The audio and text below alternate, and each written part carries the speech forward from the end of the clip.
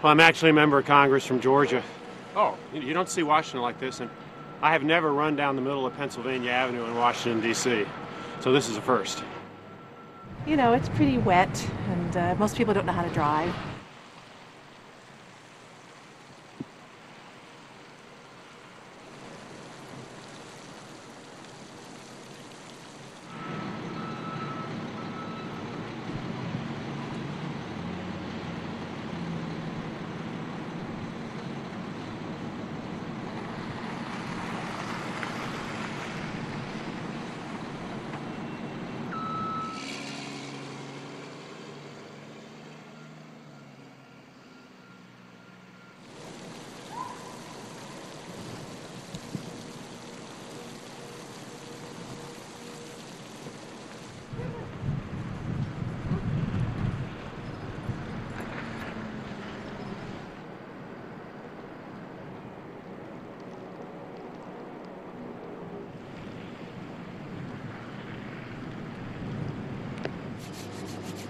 Up all night.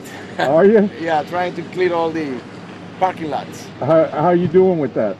We're doing okay. We don't just have a place where to push the snow.